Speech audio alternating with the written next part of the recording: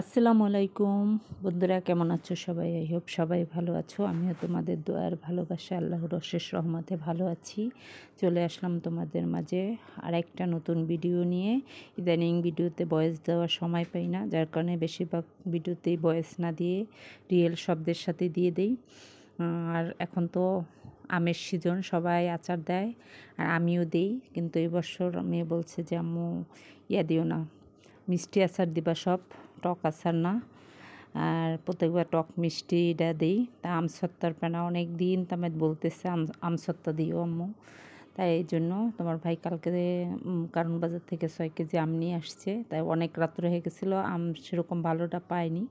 ছোট ছোট আমগুলো দেখো, অনেক ছোট ছোট। এগুলোরই 6 কেজি নিয়ে আসছে। পরে আবার আইনা দিব, হ্যাঁ এ দেও। তার এখান থেকে প্রায় 1.5 কিলোর মতো নিয়েছি। নিয়ে এই যে সিলে কেটে সিদ্ধ করতে দিয়ে দিলাম।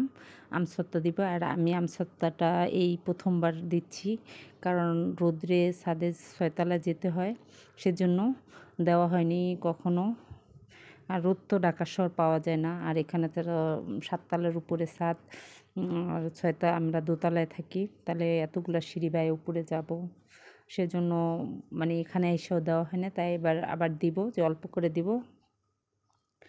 আমডারে সিদ্ধ হয়ে গেছে, ঠান্ডা করে নিয়েছি, এখন ব্লেন্ডার করে নিব। যে যেখান থেকে আমার ভিডিওটা দেখছো সবাইকে আন্তরিক শুভেচ্ছা আর ভালোবাসা রইল।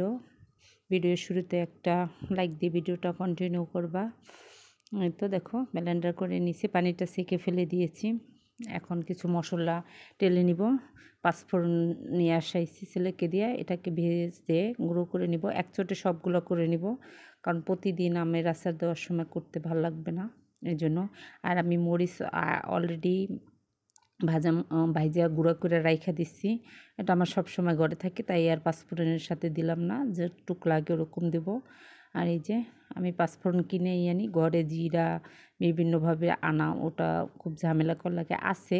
তারপরও আমি ওরকম না দিয়ে আমি পাঁচফোড়ন সরাসরি বাজার থেকে কিনে নিয়ে আসা গুঁড়া করে নিয়ে, গুঁড়াটাও পাওয়া যায়, আমি নিজে টাইলেই গুঁড়া করে নিই।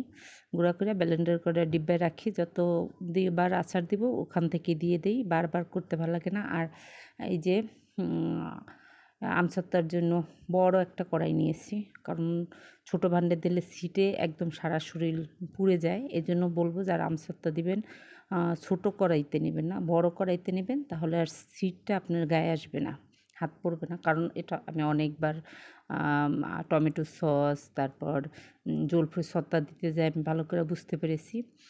লবণ দিয়ে দিলাম, একটু লাল মরিচ দিয়ে দিলাম, হালকা একটু ঝাল ঝাল থাকবে। আমার মরিচটা একদমই ঝাল না। চিনি দিয়ে দিলাম 1.5 কাপের মতন, টক মিষ্টি ঝাল হবে। তারপর একটু ফুড কালার দিয়ে দিলাম, আমগুলো তো একদমই কাঁচা ছিল, একটু কালার হলে সুন্দর লাগবে। আর রোদে তো শুকানো যাবে না, যে নিচের থেকে কালার হবে। অনেকে গুড় দিয়ে করে, আমার ঘরে গুড় নেই, আমি চিনি দিয়েই করব। আর এগুলো থাকবে অল্প একটু, তো খেয়ে ফেলবে বাচ্চারা, তাড়াতাড়ি করে খেয়ে ফেলবে।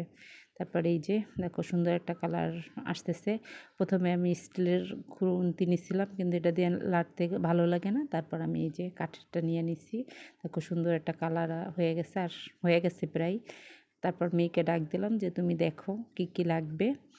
তারপর এই যে পাঁচফোড়নটা গুঁড়া করে নিয়েছি, এখন এখান থেকে 1 চামচের মতন দিয়ে দিলাম। না মানে রাগ দিয়ে দিই আমি, অনেক আগে দিই না, তাহলে ঘ্রাণটা থাকে না। এই জন্য আমার পাঁচফোড়নের ঘ্রাণ খুব ভালো লাগে। এই যে আমি এমনি তরকারিতে খাই না, আচারে।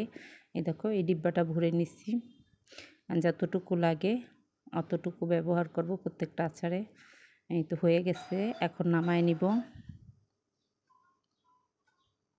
ভিডিওতে ভয়েস দিতে এসে কত সমস্যা হলো। দুধওয়ালা আসলো, দুধ রাখলাম, তার এই মাসে টাকা দিলাম। এই তো দেখো কালারটা কত সুন্দর হয়ে গেছে কি, আর হয়ে গেছে কি। এখন নামাই নিব। মেয়েকে ডাকছিলাম একটু চেক করে নিতে লবণ, তারপর দেখছে। এখন এই যে একটা পলি বিছায় নিচ্ছি, নিচের তাওয়ালটা ভিজায় নিছি, ডাইনিং টেবিলের উপরে দিয়ে ফ্যান ছেড়ে রাখবো। তারপর আমি বলতেছে আম্মু তুমি করবা, আমি ভালো করে মেলে দিব পাতলা করে। তাই তো আমি ঢেলে দিতেছি কাগজটার উপরে। দেখো কত সুন্দর কালার হয়ে গেছে। এভাবে রেখেও খাওয়া যায়, কোনো সমস্যা নেই। আর আগে আমি তো কখনো আচার দিইনি। তোমার ভাইয়া যখন প্রাণে চাকরি করতো সেখান থেকেই তো কার্টুনে কার্টুনে আচার পাইতো, ওগুলাই তো আচার প্রতিযোগিতা হইতো, সেখান থেকে অনেক আচার নিয়ে আসতো। তা আমি বিগত 5 বছর পর্যন্ত আচার দিতেছি। এর আগে আমি কখনোই আচার দিই না। আর আচার কীভাবে দেয় আমি জানতামও না। তারপরে এই যে আস্তে আস্তে শিখে গেলাম নিজের থেকে। দেখেছি মায়েরে দিতে, কিন্তু কখনো নিজে ট্রাই করিনি যে কীভাবে দেয়। এই তো মেয়ে দেখো না করতেছে। আর পলিরিডায় আমি একটু কাগজ, পলি কাগজটা আমি একটু তেল মাখায় নিছি যে উঠে যায়।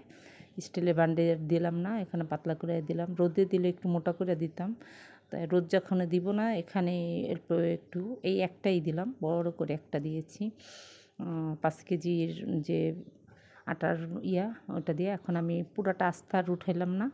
তারপরে এই যে একটা ছুরি, প্লাস্টিকের ছুরি, এটা দিয়ে সুন্দরভাবে কেটে নিই চিকন চিকন করে। এটা একটু টক টক মিষ্টি মিষ্টি হয়েছে, ওরকম বেশি মিষ্টি করি না আসলে। প্রাণের যে আমসত্ত্বটা ওইটার মতন করেছি, আমসত্ত্বর মতন হয়েছে, যে একটু টক থাকবে একটু মিষ্টি থাকবে। তা ছোট ছোট টুকরা করে নিলাম। আসলে যতই আমরা বাতাসে শুকাই আমার মনে হয় যে রোদেরটাই সবচেয়ে ভালো হয়। তা আমি তো রোদ দিতে পারিনি, তারপরেও আমার জন্য এটাই এনাফ। ফ্রিজে রেখে দিব। আর ভিনেগার দিয়েছিলাম একটু। তোমরা তো সবাই আমার চেয়ে ভালো পারো। দেখো একটুকু লাগে নাই, কিন্তু ফ্যানের বাতাসে খুব ভালোই শুকিয়ে গেছে।